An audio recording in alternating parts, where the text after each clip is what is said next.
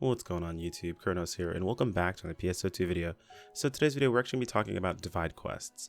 Not really the same as my previous divide quest video where I kind of went through almost a guide to soloing divide quests. In this video we'll be talking about what's been changed and what's been added to those extra steps. But before we jump into that, if you guys are new to the channel, hey, my name is Chrono. I do PS2 content daily as well as stream over on twitch.tv/chronocatastrophe. A like on the video and a subscribe on the video would be very much appreciated, as they are completely free and they do help me out an insane amount. But enough with the shameless plug, let's jump right into this. So steps 31 to 35 really didn't change a whole lot for the actual progression process through divide. It mostly just swapped up the scaling and added a couple of extra stages overall. So from the points perspective, stages 31 to 35, taking the points route offers a bonus of 48,000 points, up from the 37,000 we previously got from 26 to 30. The life route versus all routes points are actually 325,000 versus the 250,000 for life route, and then 400,000 versus the 520,000 for all points route. So as you can see, if you're going for your weekly and you're able to clear the 31 to 35, or whether it be in a party or solo, it's going to happen much faster if you're going the points route or just jumping through 31 to 35 in general. Also worth mentioning, the enemies in divide 31 to 35 actually are going to be level 100. So there is a bit of scaling that does happen whenever you are either at the enemy's level, above the enemy's level, or below the enemy's level when it comes to damage. Of course, as I'm sure you could guess, whenever you're above the enemy's level, you deal a little bit of extra damage to them. Whenever you're below the enemy's level, you actually end up dealing a bit less. And at the enemy's level, it's kind of equalized out. Now, I don't know the exact value, so I'm not going to get into the exact math of that specifically, but it does make a difference, the fact that these enemies are all going to be level 100.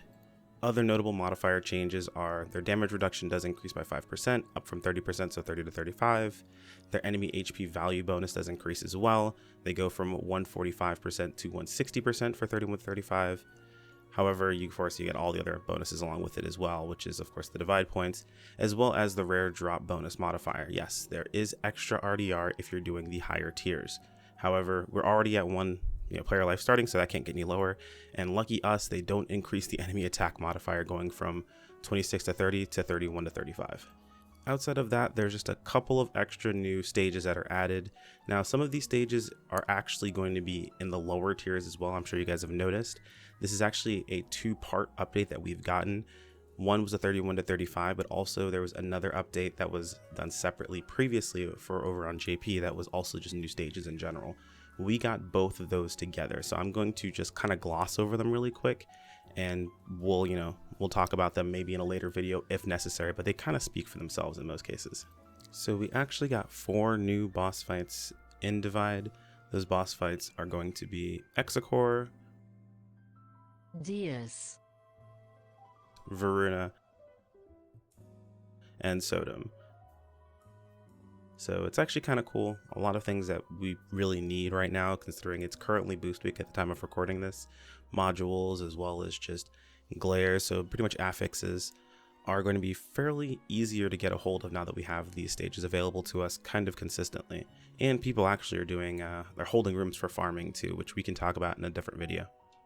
So one major difference to keep in mind for a lot of these boss fights, and I'm not going to get too specific into them because I'm thinking I might do like an individual encounters guide for each one of them, but essentially what we're looking at is for these boss fights, unlike the other boss fights, they function more like the stage or the ending stage boss fights from earlier. So essentially it's just you versus the boss. Now you do still have to wait some time for, of course, your solo buff if you're solo, but there aren't any enemies that you're usually going to be able to attack to get that extra attack PSE buff. So keep that in mind. It's just going to be you versus the boss. Push them out as best as you possibly can. And some of these bosses are pretty tanky. I know myself personally fighting solo Sodom, even after I've made all of my gear and everything along those lines. Granted, I'm not exactly the best player in the world, pretty solid.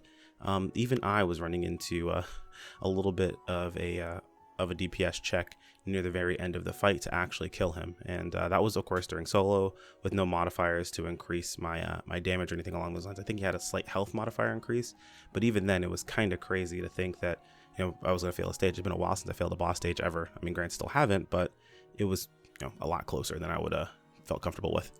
And then of course there are a couple of the episode 5 stages that have been introduced as well.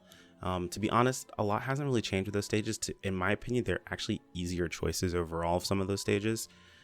Things like the resupply is kind of closer, it's a little bit more compact, so I feel like that stage is a bit easier, though the eradication version of the mission can be a bit more tricky because the spawns are a bit different. However, they do feel a bit fair, a bit more fair overall, instead of being super spread out, enemies moving around too terribly much. So that was actually pretty nice of change too.